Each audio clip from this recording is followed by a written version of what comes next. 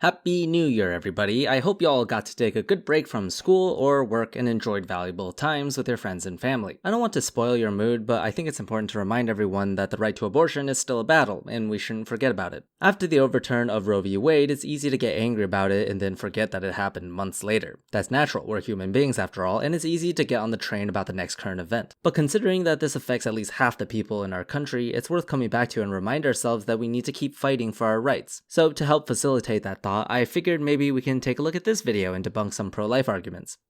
Last week, DC Metropolitan Police recovered the remains of 5 late-term preborn children from the Washington Surgery Clinic in Washington, D.C. I don't understand. Pro-life proponents always start with an emotional argument. I'm sorry, but if your argument rests solely on trying to manipulate the emotions of people, then you've already lost. Sure, finding preborn fetus remains is a horrific thing, but without understanding the context behind that can give you the wrong impressions. Maybe the mother's life was at risk. Maybe the child had some disability. What if the parent could not afford to give the child a normal life? There are many reasons for an abortion, and giving that choice is more valuable than bringing an unwanted child into the world. Now, clearly this article was written for a pro-life audience using specific wording that triggers an emotional response rather than a logical one, so we're going to skip it for now.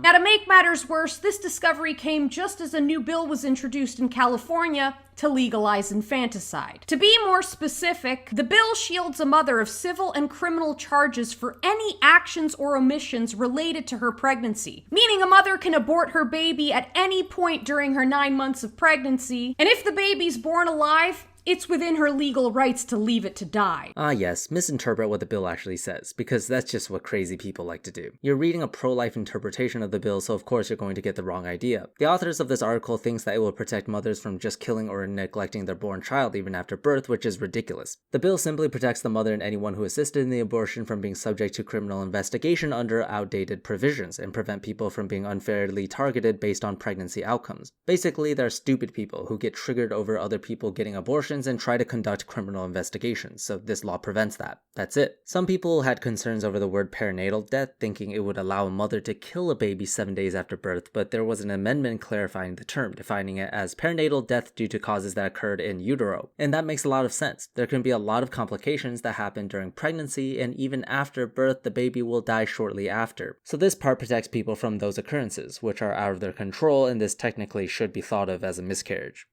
I can't say I'm surprised by any of this, because the moment I hit the upload button on this video, I'm gonna have hundreds of DMs and comments from disgruntled Katie Lang impersonators telling me that I'm a hypocrite because I can't be anti-mandate and pro-life at the same time. Okay, that's stupid. I don't know anyone who would ever make that argument, so I think you're either strawmanning or making up a person. Moving on.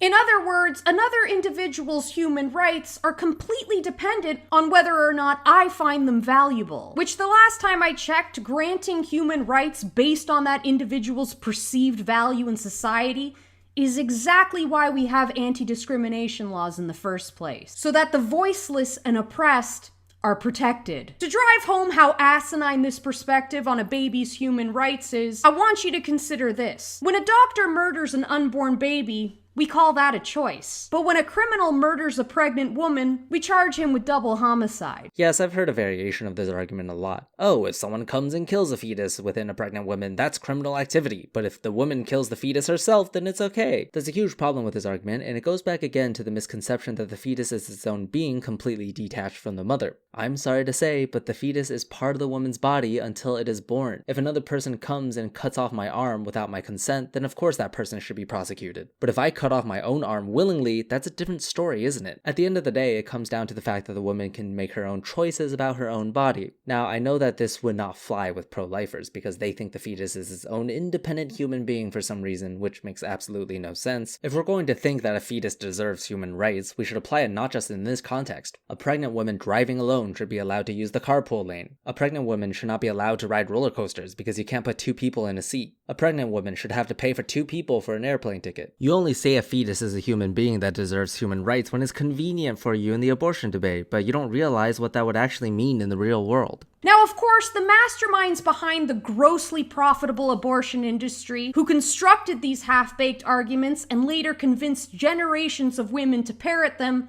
are well aware of everything I just said. And they're also aware that none of their arguments hold any water unless they take one very important step: change the definition of words. In order to minimize the life of an unborn child, we must first deny that the unborn are human at all. So we'll call them fetuses or clumps of cells, whatever detracts from the fact that they're human beings just like you and I, at a different stage of development. Huh? Aren't you the one redefining words here? In what universe is a blastocyst not a clump of cells? That's literally what it is. In what universe is a fetus not a fetus? The definition of a fetus is literally an offspring in its prenatal development that follow the embryonic development stages. That's literally what it is. In fact, that's more of a scientific term too. You're the ones changing the definition of words by calling it a human being. The definition of a human being is a member of the Homo sapiens species, which is incredibly vague. Stretching the definition of it and saying a fetus is a human being is much more of a stretch than calling it what it is, a fetus or a clump of cells. I don't know how you can get more literal than that. Plus, you said, quote, human beings at a different stage of development. Well, that stage of development matters for definitions, because you certainly wouldn't call a sperm or egg cell a human being. But why not? They're just at a different stage of development. Where is the line drawn? There is no scientific line here, which is why calling it a human being is inaccurate.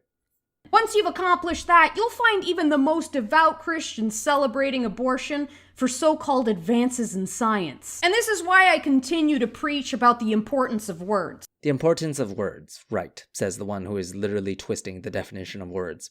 Because not only do we use words to share information, words construct our very thoughts and ideas. That is true. The words you use shape how you think about a situation, which is why I find it frustrating when pro-life proponents twist words, just like you have, in order to push an agenda by trying to appeal to emotions instead of logic. There's nothing more subjective and emotional than crying murder. Instead, here on the pro-choice side of things, we look at things objectively and we look at the cost versus benefits in order to make the best decisions for women and society. That's why we're on this side. It's because we have that ability to reason without succumbing to the temptations of illogical emotions. And why not get your foot in the door with society's most innocent members? Because if a woman can stand by and watch a stranger in a white coat slaughter her own flesh and blood, what could she stand by and watch him do to you? I've never heard such a terrible argument. Oh no, if we let abortions happen, what's to stop them from killing real full-fledged people? Look, if you think we're the ones twisting the words, then let's give it to you for the sake of argument. Let's just say that a fetus or zygote or blastocyst, whatever, is indeed a human being. Let's say that all unborn offsprings are human beings. Okay. Even if we give you that argument, the mother should still have the right to abort because this unborn human being requires leeching off the mother in order to survive. We have people who are hooked up to machines, and if you unhook them, they would die. For example, people who have kidney failure and go in regularly for dialysis. But instead, if this wasn't a machine, but rather another person who is actively receiving some sort of harm in order to keep you alive, then that second person has every right to not consent to this and leave you to die. You are not allowed to leech off another person without their consent in order to keep yourself alive. Going back to the dialysis example, let's say you have kidney failure and you require someone else to give you one of their kidneys in order to live. Again, same logic applies. You are not allowed to take their kidney without their consent, even if it costs you your life.